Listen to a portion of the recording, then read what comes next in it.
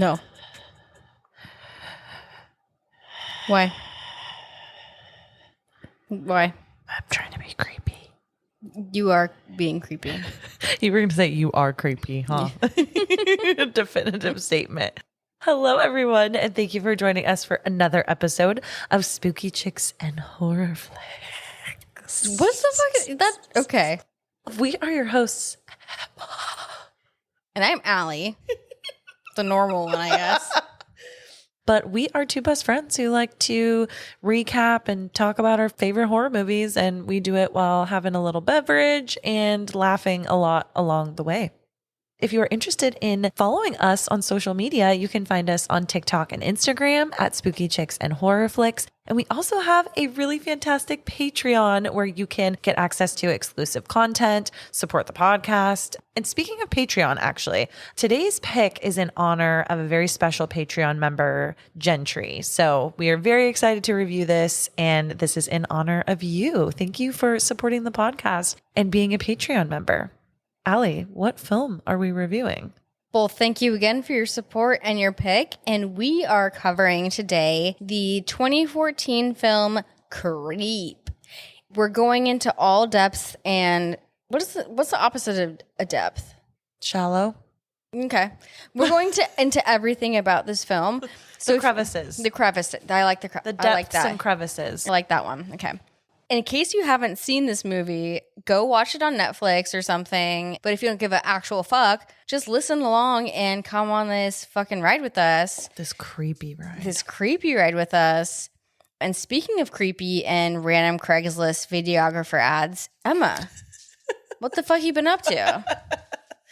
Same old, but I will say that I just watched a horror film that I have not seen in a very long time with the producer, and that is The Strangers. We are prepping ourselves to watch the newer one. I know, everyone's going to be like, you guys are like way too late to the game because it's been out for a while, but we just randomly put it on the other night, and I forgot how good of a film it is. The older one? The first one that came out with Liv Tyler. It was so good, and we're probably going to review it on the podcast soon. Dude, fun fact, that was one of the movies I was the most scared to watch in my entire life. It's so scary because it's like so real. Like that could technically happen to anybody at any time. Literally. But anyways, Els, how are you? What's going on with you? Oh my God, I'm good. I've been on like hella trips because it's summer, and I'm happy to be back doing my thing with my gang. So I'm all right. Yeah. Speaking of being with my gang, what you drinking today? Girl, we're back. We're back to business. And I'm so sorry if you can hear my dog Nala in the back squeezing her new ghost dog toy that I just got her. We love that. am drinking. We do love that for her.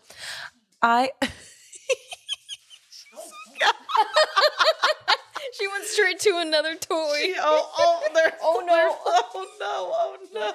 For those of you that don't know, Nala is our 13-year-old little lab. She's super tiny. She's only like 45 pounds, and she is having a ball, and she's getting our other dog Cowboy really excited. Riled up. And they're both whipping their tails literally on my leg right now.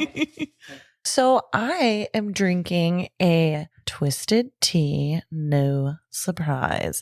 You guys, give me some recommendations for other alcoholic tea drinks because I don't even want to look at exactly how much sugar is in this drink, but I know that there's so much and I would love to switch it out for a healthier version, but nothing tastes as good, you guys. But anyways, Allie, what are you drinking? I mean, now I'm scared to look at my White Claw. Nope, I'm not going to do it. So I'm drinking my classic White Claw Black Cherry. Obviously, I'm not checking the sugar because no. But to cap that off, I dropped a little Benny drill in there just to keep it spicy. She's getting ready to pass out later. And dive into our movie. And then I'm also drinking water from my Big Doug cup, but let's see what happens. Allie, on that note, cheers. Cheers. To episode 28, I believe. Yes, 28. Oh my goodness. We're 28. Wow, we're still so young. Wow. What we would give to actually be 28. I know.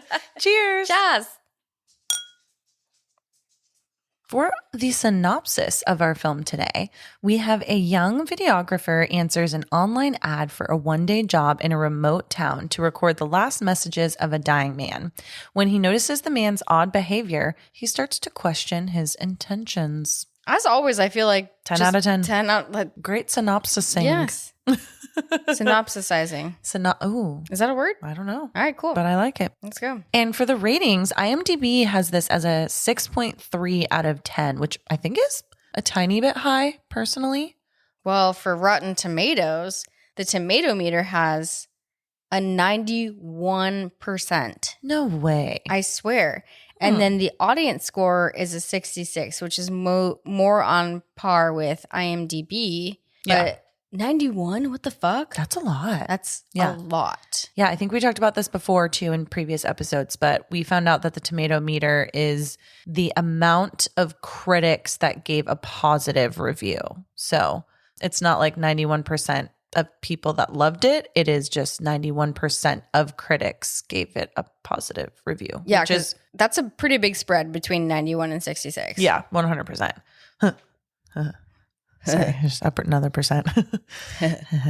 But this film was directed by Patrick Bryce and written by Patrick Bryce and Mark Duplass, who you all might know.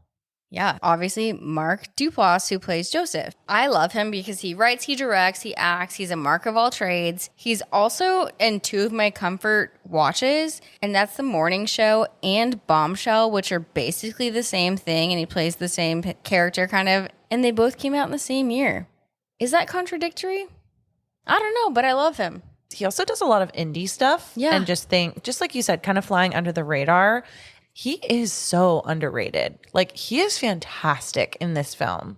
Yeah. And then again, we have Patrick Bryce, who plays Aaron. And then we have Katie Aselton. I was trying not to say ass, so I was like, a Selton. Selton. And she plays Angela's voice. We don't actually see her at all. We just hear her voice. So just And is she Mark's wife or is she... Oh, she's Mark's wife in real life. Yeah. How fun. Cool. Weird. This was filmed in Crestline, California, which is very, very close to where we were just spending our time at the very beginning of the summer up in Lake Arrowhead. It kind of felt close to home. And I was like, oh my God. Are we going to get murdered? I know. I have a note actually in the beginning and we'll get to it. Okay. But Got it. it's related. Yeah, but it's close to Southern California and it's beautiful, but this felt a little too close to comfort. Too close to home. Yeah. Yeah. Since this movie was based on a series of conversations between Patrick Bryce and Mark Duplass, most of it was improvised. And this led to a lot of scenes being shot. And as a result, the footage was screened in front of their peers. And this eventually pushed the psychological black comedy into a psychological horror after taking the advice of some of their friends that saw the footage. There's also footage of at least 3 other alternate endings because that's how much that they weren't sure exactly the direction that this whole film was going to take. Also, what the fuck kind of conversations are Patrick and Mark having that led to this film? Probably the same kinds that we have That's on a true. daily That's basis, true. or like one we just had at Chili's like 3 hours ago. The queso, 2 Chardonnays and a queso will do it. Inspirational. Yeah. And they filmed this in a week, which is, believable. Yeah. And they only had a 5-page outline, and like Emma said, it's like improvised, which that's kind of fucked. How do you improvise that shit? But I think it adds to the whole creepiness of it because I'm sure... Creepiness? Oh. Hey. Because I'm sure a lot of Patrick Bryce's reactions to Mark Duplass in the film were like him really putting himself in the shoes of the character of Aaron and how would Aaron react. So I think it really just adds to the creep of it all. This film is the first of a trilogy of Creep films. Creep 2 was released October 24th, 2017, just a few years after the very first film. And the third is apparently in development right now. So Creep 3, look out for that. I would love to see that come to fruition. All right, spooky fuckers, let's creep our way into this film now. So this film begins with Aaron, played by Patrick Bryce, a videographer driving through a mountainous area to a remote location. And he is filming himself while he is explaining that he answered a Craigslist ad for a one-day job. The drive is pretty quiet, and there's definitely a very isolated location that he's going to. He's driving himself out into the mountains, and I feel like this sort of hints at the unease to come. But like also, if you've ever been on this road up to Big Bear, Arrowhead, Crestline, that's scary. Why are you filming yourself? I mean, maybe just accountability, maybe? I don't know. Just, okay, if you're being accountable, don't fucking answer a Craigslist ad. There you go. But, however, I was going to say, he's going to get paid $1,000 for just doing 1 day of work. So I kind of get doing this for maybe $1,000. But still, I mean, at least as a woman, so completely scary because at this point, he doesn't even know if it's a man or a woman. Yeah, because he's like, yeah, this is sketch, but it might be a trick trying to get me to sit on her face or something. He's hopeful. He's hopeful that he's like, maybe I'll get lucky. And I was going to say, Al's, that as he's driving up to the cabin, it totally reminds me of like Arrowhead. No, it looks like our friend's cabin, which is triggering. But we love it. We love it so much. Yes. So then Aaron arrives at this secluded cabin. When he arrives, there's no one there at first, and he's knocking on the door. He's trying to find where this person is that did the Craigslist ad, and he's almost completely ghosted at first. And then as Aaron is about to leave and he's actually back in his car, he also had to scale up fucking thousands of steps to get to this front door, and he had a gut feeling that like this is fucking sketch, which is maybe why he's filming, or he just likes to film everything. I don't know. Yeah. And as he's in the car and he's actually about to leave, Joseph, played by Mark Duplass, scares him outside of his window in his car. And he's very overly friendly and enthusiastic and excited to meet Aaron. And it's sort of a joke. Yeah, he's like, oh my God, are you ready to go, bro? I'm so fucking ready for this. I'm so excited. And then he immediately gives him a hug too, right off the bat. And he makes it clear, he's like, this is going to just be the start. And we're going to be so much more friendly after this. We might as well get the hug out of the way now. He says, this is going to be so normal. Just hug me now. You won't even know. Like, this is so normal. He also looks at Aaron at one point, just meeting this man, and looks him straight in the eyes as Aaron is filming and says, you have a really nice, kind face. Which at first you're like, okay, maybe this guy's kind of just like a nice guy. But this film is called Creep, so you can assume that bad things are to come. I mean, I'd automatically be getting like bad vibes. Yeah. Or like suspicious vibes. I might be too trusting. Well, you know me, I'd be like, okay, great. Joseph tells him that this cabin is his family vacation home and that he's got some memories and paintings up in the house of like things that he's done with his father. He explains to Aaron that he is married, happily married with a woman named Angela, and they have a baby on the way, but he is currently dying of cancer and a pretty massive brain tumor and wants to make a video diary for his unborn son, who they are calling Buddy at this time. Wouldn't you, okay, if you were doing this, wouldn't you want like your wife with you to document that shit? Red flag. Red flag. Red flag. He also pays Aaron up front and is like, okay, let's just get this out of the way, and we're no longer it's not a business transaction. We're just friends hanging out now. Yep. Which I would buy. So that's on me, but damn. He also tells Aaron, you know, he wants to be documented the entire time for the entire day, just the way that he is, so that his unborn son can just see how his dad is. I mean, we've already discussed this a little bit, but he's just too nice. I feel like Aaron's just being way too trusting. No, for sure. Yeah, and it's a red flag that you're meeting someone, just like you said, Als, you're meeting someone in a cabin in the middle of the woods and their wife isn't even there. I didn't even think about the wife thing until you just brought it up. Like, that's a huge red flag. One other thing I do want to bring up here, though, is that Patrick Bryce, who plays Aaron, is a little cutie patootie. Like, in what way? I just think he's a cutie patootie. Like, attractive? Yes. Oh. I just had to bring that up. That's it. He's a cutie patootie for sure, but he's a dumbass in this film. You got to trust your gut, bruh. Otherwise, you're going to get yeeted. So even though all of this is sketch so far, Aaron is like, okay, word, I'm going to do this with you. And Joseph asks Aaron if he will fill him while he's taking a bath, which, okay, first of all, no. Where's HR in all of this?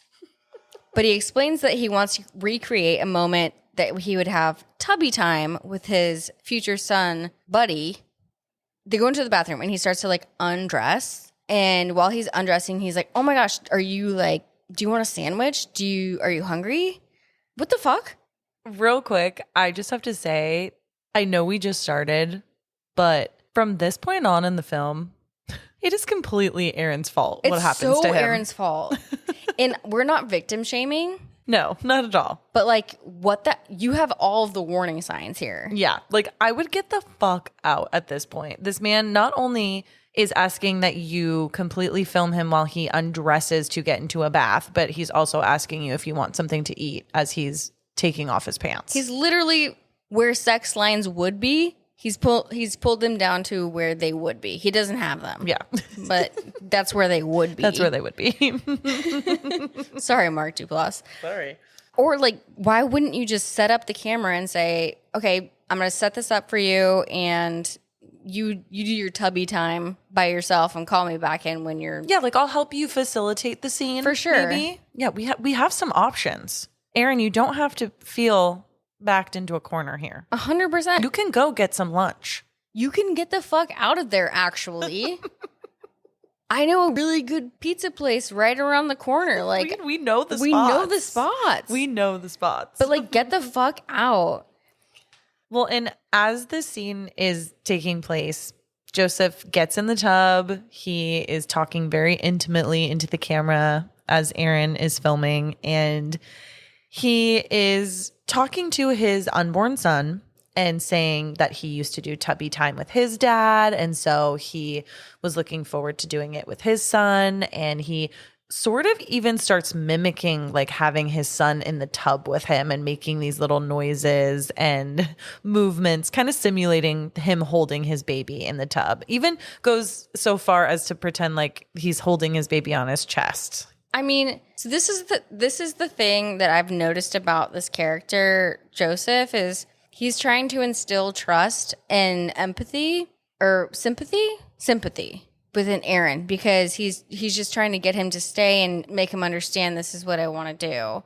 And maybe in other circumstances, this wouldn't be as weird. Sure. Like if he were doing it maybe in his own privacy or not with a man that is a stranger filming him. Yeah. Like maybe that's something that you do with your wife. Like if you want that bad and you know you're going to be passing away, like, hey, I just kind of want to like pretend that I'm in the tub with Buddy. Yeah. And it's still weird, but it's less weird. Or it could be less weird. Why hire a fucking anyways. Something I took into note is the tub looks kind of lit. It looks like a fantastic bubble bath with candles. When did he light these candles, and why did he light these candles for tubby time? This bath looks fire. Yeah. And now I kind of want to take a bath. I'm not going to lie. I mean, I'm always down. The candles are lovely. The bath itself looks in pretty good condition. Actually, it does. It has a subway tile on there. Yeah, it's pretty cute. So yeah. I 100% agree with you. Yeah. So while he's doing weird ass tubby time, Joseph starts to talk to Aaron about like, it's scary, I might die, but like, why wait? And he, I guess, submerges himself underwater. And we'll see this throughout the film, but he goes underwater and then pops it back up and just, I'm kidding. So he likes to like fuck with people. Yeah, this is the second time now that he's popped up and scared the shit out of Aaron. I think it's like the third time. Yeah, it might be, honestly, at this point. Yeah. So Joseph is like, hey, do you want to go for a fucking walk and get some air? And Aaron's like, yeah, I guess. He also gets him a hat and says, oh my gosh, we have matching hats. We're twinsies. So he's creating more trust, which I would totally fall for. I'd be drinking that Kool-Aid. As he's getting all of these things in a closet, we're introduced to Princess Peach. No, I keep calling it Princess Peach. What is the name, Emma? Princess Fuzz? Peachfuzz. Peachfuzz. Well, initially when Aaron goes to the closet that Joseph said had a jacket, Aaron actually gets really scared because when he opens the closet, that's where he sees this mask of Peachfuzz. And it is a kind of scary werewolf mask. And fun fact here is that the mask used in this film is a Forum Novelties 59449 night wolf mask. Excuse me? So it is a very specific type of mask out on the market. Okay, there's your Halloween costume, everyone. It's like actually very scary. I have a whole like kind of fear of werewolves stuff, so we'll talk about that later. Wait, this movie's 10 years old. That's crazy. So bring it back. Bring Princess Peachfuzz back. I think you can get her. Probably. But Joseph is trying to make Aaron feel comfortable, and he kind of does this song and dance regarding Peachfuzz and making it kind of normalized, I suppose. Yeah, so Joseph explains to Aaron like, oh no, you shouldn't be scared by that's just Peachfuzz. He explains that Peachfuzz was a mask that his dad brought into his life when he was younger, and he's a friendly wolf, and he does all this stuff to like entertain kids, and he has his own dance and all of these things, and he's trying to kind of take the weirdness out of it so that Aaron maybe isn't so freaked out, but it's still creepy as fuck. Dude, Joseph be good at manipulating people. Too good, if you ask me. I would have fallen for it. I would have dated him. Well, and then so Joseph takes Aaron for a walk in the woods, and they are trying to find this heart-shaped pool of water that is natural out in the forest and apparently has healing properties from Joseph's recollection and what he has heard. At one point, as they are on this walk, and Aaron is still filming every single piece of it, Joseph ends up running away from Aaron and pops up from behind a log, scaring him yet again. While we're on this walk, too, there are so many red fucking flags. Back the fuck off, Aaron. Go home. Get in your fucking car. But no, he doesn't. So Joseph says to Aaron, you know, there was a moment back there that looked like you wanted to kill me. And he says specifically, there's an animal in you. There's a little Peachfuzz in you yet. And as they're walking again, Joseph asks Aaron if he has anyone that he needs to make amends with in this life. And this leads to a convo about Aaron bringing up his ex, but it gets confused with axe. Joseph brings that up and asks Aaron if there was any part of him that thought maybe Joseph would have killed him with the axe back at the cabin because he was coming to meet someone unknown to him. And obviously, foreshadowing. Yeah. We're going to see that come into play later. Very major foreshadowing. Then they finally get to this waterfall with the heart-shaped pool that Joseph claims might have these healing properties. And we get this kind of cute scene for a second where they both dip their toes, get kind of ankle deep in this water. And they're both very happy that they found the heart-shaped area that had all of this water. And they share a hug. It seems that Aaron has set down the camera so that it's still filming kind of both of them. It feels also too like Aaron is starting to trust this weird adventure with Joseph a little bit more and just maybe accepting Joseph for the weird antics that he has. For sure. First of all, he says, put your tootsies in the water. And that makes me disturbed because I say tootsies for feet. So am I a psychopath? Okay. Well, maybe. Whatever. And the heart-shaped rock, he's like, holy shit. And that the heart will come into play along a bit later. But it's important to keep that in mind. Also, like, where the fuck is this in Crestline? So cute. I know. I wonder if it's a real hike or if it's actually really in Crestline. Let's do it. And another thing, before the next scene, we see Joseph carving a heart with J plus A inside of it on the side of a rock. And it's hilarious. Isn't that another fucking red flag? Very much so. If I just met somebody. So. It's a little crazy. After this whole heart pool adventure, Joseph tells Aaron that he's going to take him to Billy Bear's for the best damn pancakes in the world. This is all super sketch up until this point, but because I'm a trusting bitch, I'd probably be like, fuck yeah, adventure. Fuck yeah, waterfall. heart-shaped rocks. Let's fucking go. But what would you do? I think that there's a big part of me that would also be trusting because I do try to find the best in people. And I think Mark Duplass's character of Joseph does not seem super threatening if I'm putting myself in Aaron's shoes, if I were a man and like sized up against Joseph, like they're pretty similar size, all of that. I think I'd always have sort of alarm bells maybe in the back of my head. But I think that there's also maybe a curiosity that Aaron has that's keeping him on this ride.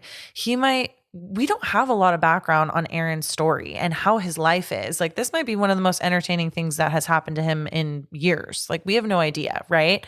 And there's obviously a reason that he answered this Craigslist ad in the first place. So maybe there is just a part of him that it's like curiosity is really carrying along this adventure for him. And he's getting deeper and deeper without realizing that it's really going to be to his detriment at the end. Well, for sure. And I think, like you said, he's seeking adventure or something more. So he's getting paid to fucking jaunt around the woods. And someone's about to go tell you that they're going to take you to go get pancakes? Yeah. That sounds fantastic. And he's like, it's on me. Like, fuck yeah. Once they get down to the diner, Joseph acts he hasn't ever been there before, which Aaron clocks and is questioning him a little bit. Yeah, because he was like, I know the best place for pancakes. Then he's like, what's good here? And Aaron's like, haven't you been here, going here since you were a kid? And he's like, no, maybe they changed. I don't know. They changed the menu. I'm not sure. Yeah, he really tries to play it off. And then Joseph asks Aaron if he's ever done something that he's really ashamed of. And Aaron opens up and talks about how he used to wet his pants a lot when he was a kid, and he had some bad memories of having this monitor thing that his mom had got for him that alarmed when he would pee his pants, and it basically went off as he was on a playground with a bunch of children. That's and it so was fucking traumatizing. Yeah, it was the first time that he felt true shame. That sucks. Yeah. That feels illegal. Aaron is seemingly what, 30s? Yeah. That's the worst thing he's ever done. Maybe it's just the first thing that he could think of, kind of off the top of his head. Good for him. Well. And then Joseph asks if he can have a turn. He reveals that he was watching Aaron when he couldn't find Joseph at first, when he first arrived at the cabin. And it took a minute for Joseph to surprise him at his car window. He was taking pictures of him without his knowledge. Aaron is for sure disturbed by this, and Joseph sort of asks him to accept it and move on, and he feels terrible about it, and can we all just get past this? And so Aaron agrees and forgives him. But okay, so in an alternate universe, would you be like, yeah, that's chill? Oh no, okay. She's shaking her head. I have in my notes, this is maybe the third time that I say, at this point, I would get the fuck out. Well, again, like we said, this is Aaron's fault. Low key, high key, whatever key He's you had want a it. lot of chances to leave. Yes. And he just ain't. He just wants the fucking pancakes. Yeah, you've already been paid, sir. You can go to fucking... What do you owe him? Well, yeah, exactly.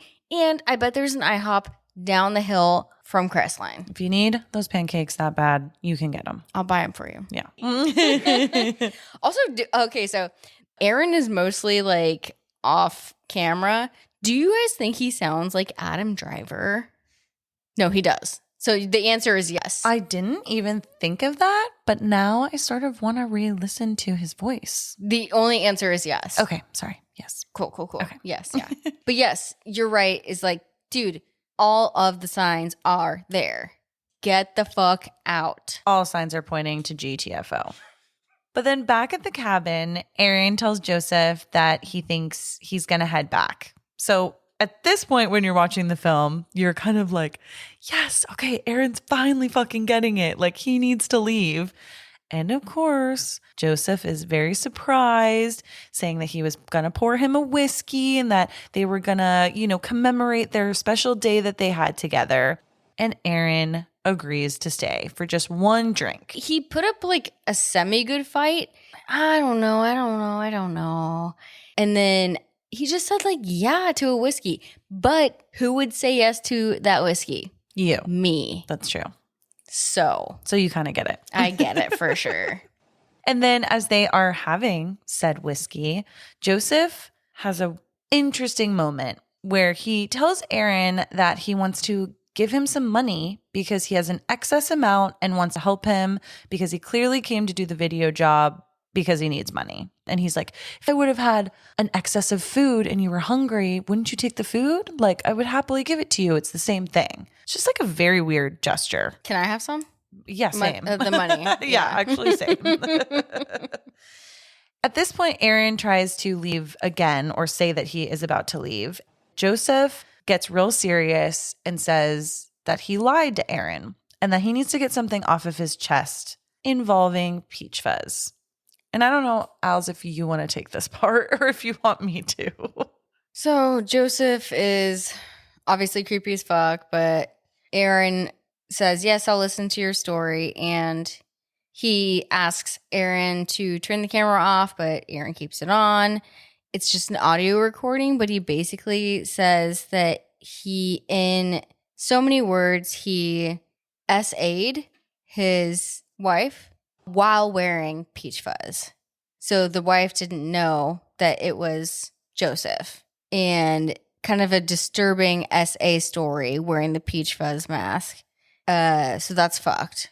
And after this disturbing story that Joseph has told Aaron, Aaron is clearly freaking out. I think in the nicest way possible because he is really starting to recognize how fucked up in the head Joseph is. And so he kind of gets up like, okay, all right, well, I think we've got it. Like we've got everything that we need. And, I think I'm going to head out. And he tries to leave, but cannot find his keys anywhere. Dude literally must be a tourist because I'd be like, okay, I'll fucking spend the night. Sure. Well, and Joseph does try to keep him there and tells Aaron to stay the night and that they can look for his keys in the morning when there's a little bit more light. Aaron begrudgingly agrees and pours him and Joseph another glass of whiskey. And as the audience, it seems like Aaron might have drugged Joseph or something because he's almost like too happy to be serving this next round of whiskey both to Joseph and himself. That's why we be drinking Benadryl today in honor of Joseph and Aaron. Disclaimer, we're not drinking Benadryl. Yeah. Just a joke. That was a joke. Yeah. Sorry. I actually don't like any kind of medicine. I don't think I've ever even taken Benadryl. Benadryl fucks me up. Interesting. Yeah. Well, and Joseph ends up falling asleep, of course, because he's got that Benny in him. He's sleeping like on the fucking fireplace. Yeah, it's like on the hearth, the mantle. Yeah, the like bottom part where there's usually like a little bit of seating or whatever. Yeah. I mean, it's kind of cute, but also why there's a couch right there. Like, yeah, like what made you fall asleep there? But good for you. Maybe he was cozy. I sleep in a lot of weird places, so. I will say, when I first saw him falling asleep there, I thought that would be an amazing spot to fall asleep if you had a little bit of a softer padding because it'd be so nice and cozy by the fire. And it's a great place for when Santa comes to give you your presents from the Polar Express. Mm-hmm. Yes. Yep. Okay. Moving on. Aaron keeps rolling his camera, by the way, as all of this is happening and as he tries to figure out a way to really escape and kind of make his next move. And I'm also, okay, can I ask you one question? Oh my gosh. I get he's a videographer, but if you were like scared for your life, wouldn't you fucking put the camera down or pack it up and fucking run and not focus on documenting everything? So yes, but let me say this. I don't think that there was a time that we got to see what this camera looked like exactly throughout the film. Like a camcorder. But I was going to say, if it's that small to be like a little small camcorder, I feel like I might film just to have it on record. Honestly, because I'm a toxic bitch, I'd be like, TikTok. You're like, I'm going to post this shit everywhere. 100%. People know how fucking creepy you are, Joseph. Well, as Aaron is checking on whether Joseph is asleep, he finds that he is. Joseph's phone starts to ring pretty loudly, and Aaron quickly grabs it and brings it into another room and answers. And he's whispering the entire time, but the person on the other end of the line is Angela, Joseph's quote unquote wife, Aaron is telling her, oh, I'm at your guys' family cabin, like blah, blah, blah. And Angela, you can just tell by the way her voice is on the other end of the line that she is trying not to alarm Aaron too much, but that she's very concerned for his safety. Aaron finds out that Joseph is actually her brother and that he's been telling lies this entire time. And she's like, stop whatever you're doing. Just please leave. Listen to the fucking sister and listen to your fucking gut. Als, what would you do in this situation? Like, I would be dead by now. What would you do? Well, so there's a part of me that it's like, okay, if you're in Crestline, you kind of know the road that you probably took to get up to this cabin, sort of, right? Even if you don't have the keys to your car, just get the fuck out of there and start running because Joseph is asleep. He's been drugged. Just get the fuck out of there. It's fucking nighttime, bro. I understand. I do. But the alternative is worse, maybe? It 100% is in this case. I know. It just depends. I don't know. Like, I'd be hit by a fucking car. If you've never been to the Southern California mountain areas. Yeah, the mountain areas. The roads are fucking windy and scary, and you be hit by a car real fast. Okay, well, another option then is if I can't leave that cabin, I am posting up with whatever weapons I can possibly find. Also, where the phones be at? That's a good question. Thank you. Yeah. So fucking Aaron gets off the phone with Joseph's fake wife / real sister, Angela. Joseph is now not on the fucking mantle, no? Hearth thing. Who knows? Of a fireplace. And then all of a sudden, he fucking scares him again. He loves to scare people. Good for him. That's his thing. And he says, death is coming. There's nothing we can do. Aaron tells Joseph that he talked to Angela, which causes Joseph to run away into another part of the cabin, which is terrifying. Real quick, too, as Aaron is telling Joseph, like, oh, I've just talked to Angela, Aaron is just a little sweetie pie, and he recognizes that this man is having some severe manic episodes, has some severe mental health problems, and he goes about it in such a nice way when he's calling out Joseph, saying that he talked to Angela, and he's like, hey, I know what's going on. I really just want to help you. This film at this point could have gone in a completely different direction. Could have been an email too, just saying. But it could have gone in a different direction if Joseph was just like, okay, man. Yeah, like, I'll take your help. Like, I fucked up. Like, I am an idiot and I've got some mental issues.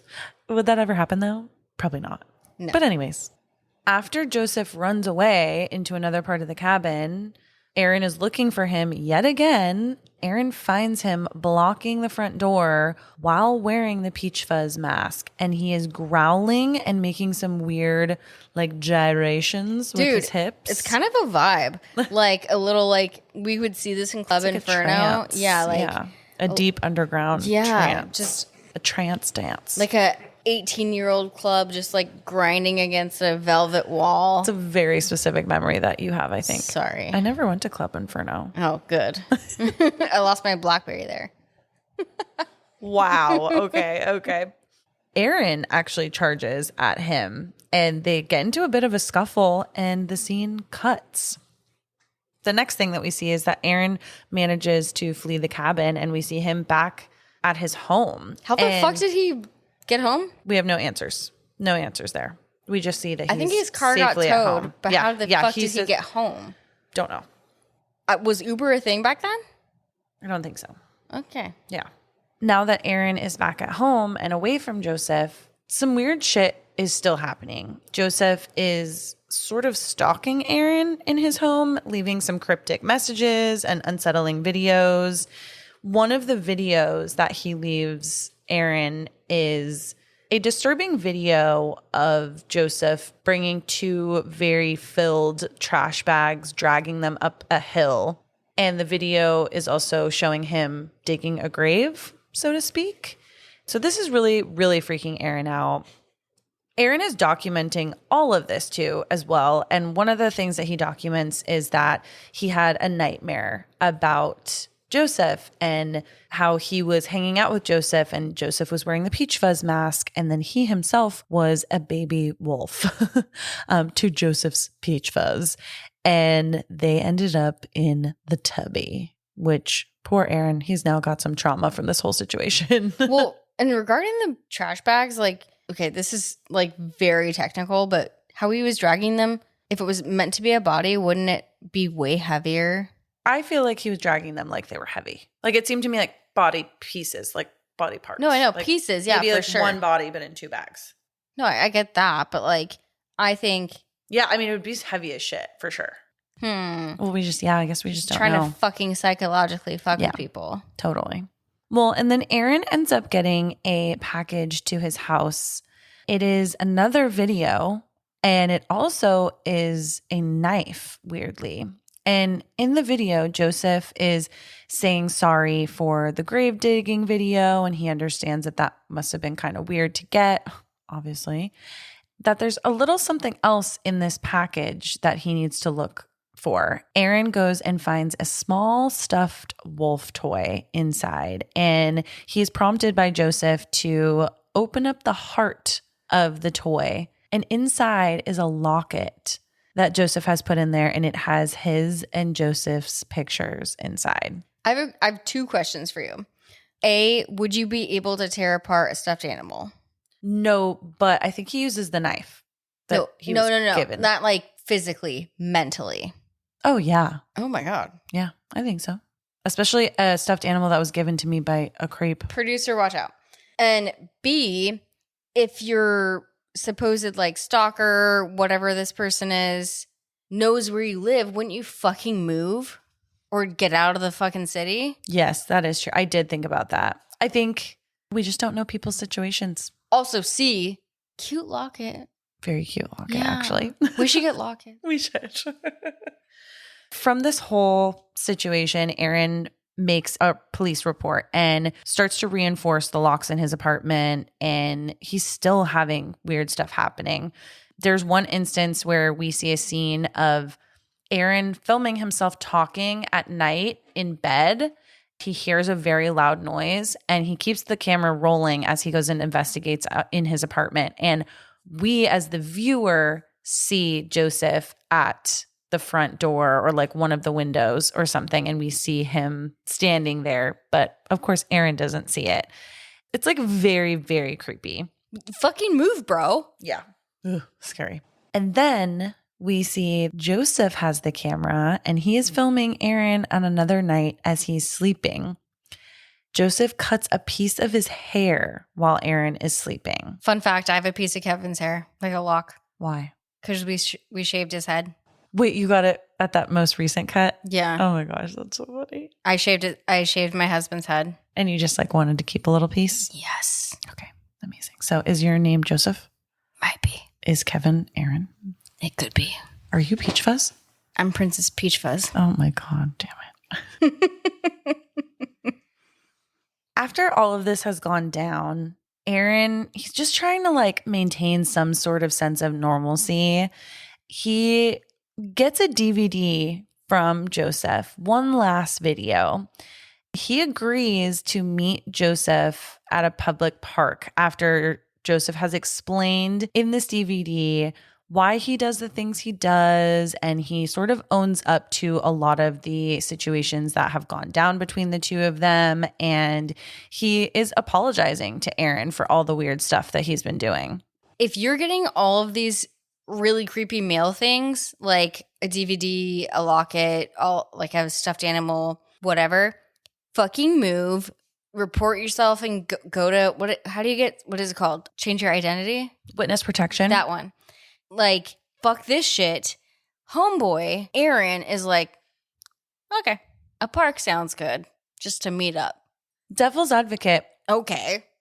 Aaron probably thinks it's a safe place to meet up because the way that Joseph frames it is like, we'll meet at like a lake. It's a public lake. We'll meet in the middle of daylight. Like, basically, there's no threat here. Why the fuck do you want to meet him, though? Who knows? Okay. I think curiosity is killing the cat again. Killed the Aaron? Killing the Aaron. Well, and we're about to get there.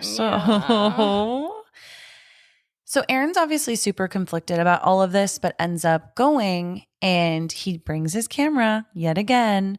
He says into his camera that he's going to be filming this entire thing and that he's got his speed dial to 911. So he thinks in his eyes that he is prepared and equipped to have this whatever conversation it's going to be with Joseph. I have several questions about this next scene. Good for him for like thinking about 911, but also just don't go. Move to a different city. Or bring someone with you. Have someone watching. With you. Yes. So he's sitting on this bench with his camera filming him. And he keeps looking back. And then he's just sitting there.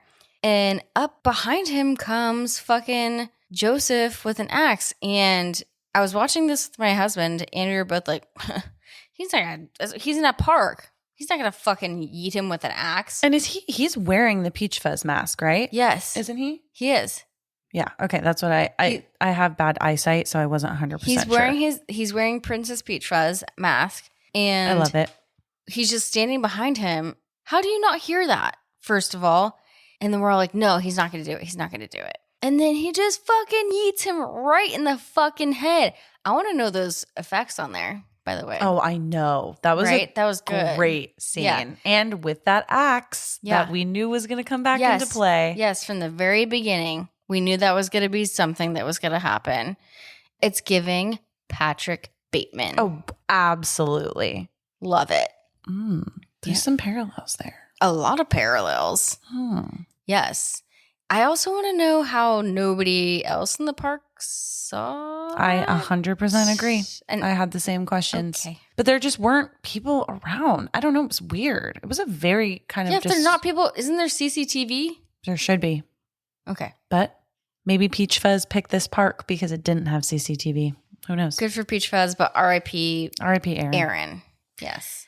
And then this film ends with Joseph watching the footage of Aaron's death and then turning the camera onto himself, talking to it, expressing his affection for Aaron, sort of justifying his actions. And a couple of quotes that he says is, "You're the greatest person that ever lived, Aaron. I will always love you. You will always be my favorite." And then he pauses and he says, "Of them all."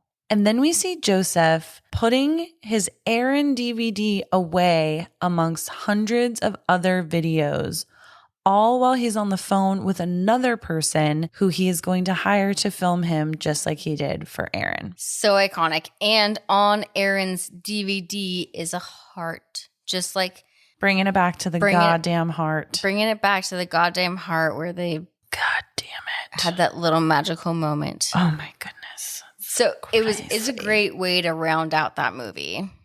But RIP to like the person that he hires next. Yeah. Yeah. Because there's a lot of those videotapes and DVDs in there. Absolutely. Bye. Well, what were your overall thoughts? Like, what were your hot takes? Because I know you had never seen this film before until we decided to review it. So this movie I loved and hated at the same time, just because, as we all know, I hate things that people do to other people. Rather, like, this fucks me up more than ghosts and shit. It gave me hints of American Psycho, like I mentioned, with just the projecting onto a person and carrying out your actions on that person. And we see that in the final scene with him yeeting Aaron with an axe. And it's also giving me a little bit Dexter at the end, too, because he keeps all of his trophies in this little closet, right? And it's giving me Blair Witch with the POV. Yes. So it's a lot of influence in there, and I liked it and I hated it at the same time. And my toxic trait is I would probably just be down for all of it, and he would either kill me or I'd be his sidekick. Joseph's sidekick, you know. You'd be a little Peachfuzz? Yeah, I'd be a little Peachfuzz. Yeah. Well, Princess Peachfuzz. Oh, I would be Princess Peachfuzz. Oh my goodness. Oh, wait, I love that for me. I love that for you. Oh my God, I'm going to die. But Emma, what are yours? I have seen this film several times, but really looking at it from a film review perspective has opened my eyes to a few things. So this film is not black and white. And as much as we said that there were so many signs, so many red flags of like, get the fuck out. And like, Aaron, what the hell? Like, these are all huge, huge red flags.